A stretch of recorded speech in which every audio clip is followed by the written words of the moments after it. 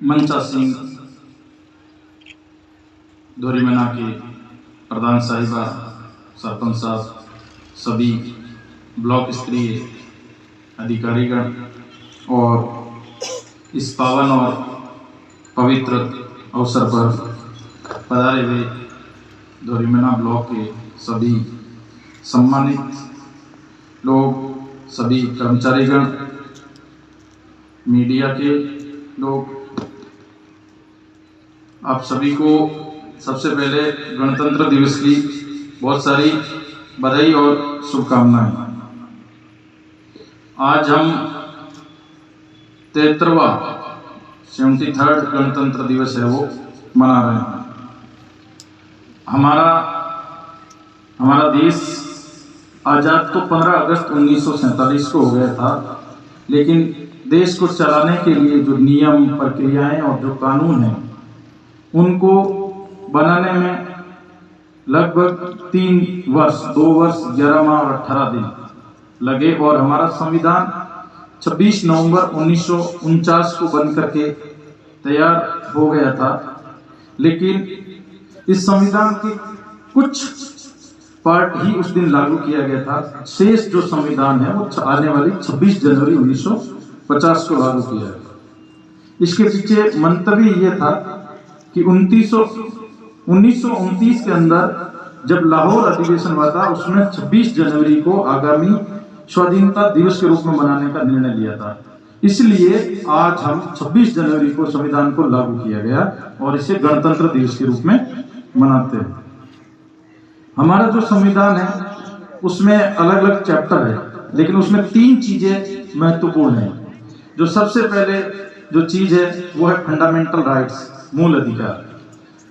सभी लोगों को अधिकार प्रदान किए गए हैं, लेकिन उसके साथ साथ संविधान के अंदर कुछ ऐसे मॉरल ड्यूटीज तय की गई है जिन्हें हम संविधान में नीति निर्देशक तत्व कहते हैं, जो बाध्यकारी नहीं है लेकिन एक मॉरल और एक आदर्श होते हैं।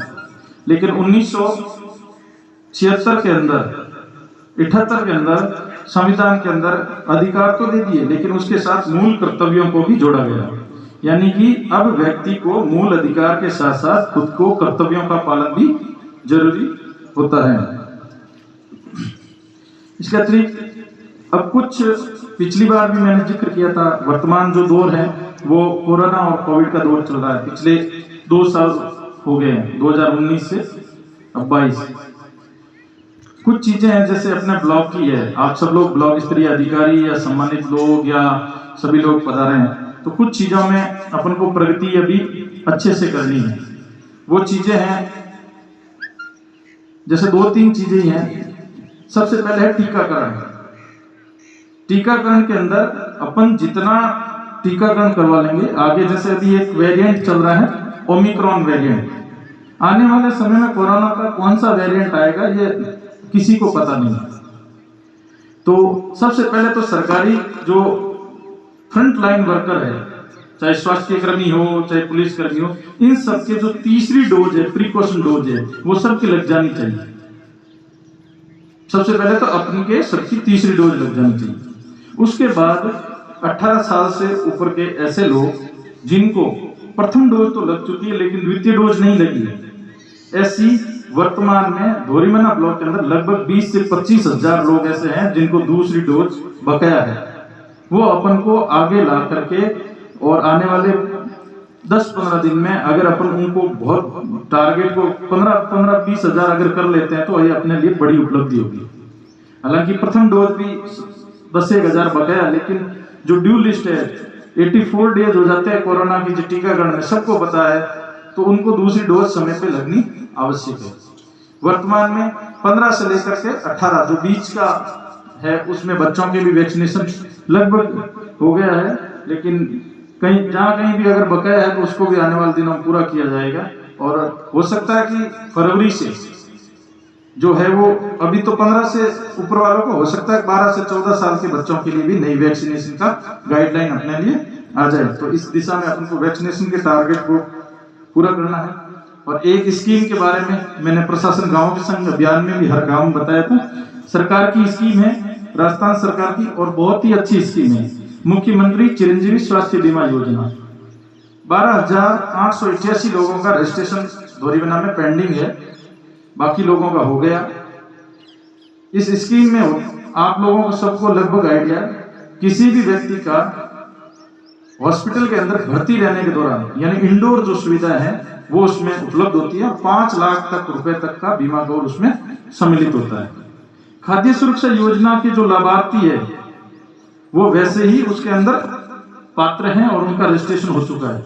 उसके अतिरिक्त जो संविदा कार्मिक हैं उनका रजिस्ट्रेशन हो चुका है। स्मॉल एंड मार्जिनल फार्मर, लघु और जो सीमांत किसान है उनका हो गया। फिर भी अगर कोई बाकी है तो इसको टॉप प्रायोरिटी पे करना है। शेष ऐसे लोग जो या तो इनकम टैक्स देते हैं या इस क्राइटेरिया में नहीं आते, उनके लिए 850 रुपए पर ईयर का प्रीमियम है।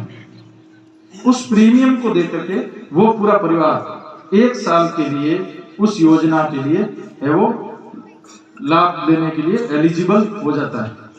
तो इस दिशा में अपन सब लोग समन्वित प्रयास करेंगे, साथ में साझा प्रयास करेंगे, तो अपन आने वाले महीने के अंदर जो 12,888 का अपना जो फिगर है उसमें 5,000 के आसपास रजिस्ट्रेशन हो चुके हैं। हमने पहले प्रयास किए, कैंप लगे, अगले हफ्ते से अपन और कैंप लगाएंगे और इसमें ज्यादा से ज्यादा लोगों को, इस हालत यह है कि लोगों को अभी तक इस योजना के बारे में जानकारी नहीं है। 850 रुपए एक सामान्य डॉक्टर की फीस की रसीद होती है। तो इस दिशा में अपन प्रयास करेंगे। एक बार पुनः गणतंत्र दिवस की आप सभी क्षेत्रवासियों को बधाई। जय हिंद, थैंक यू।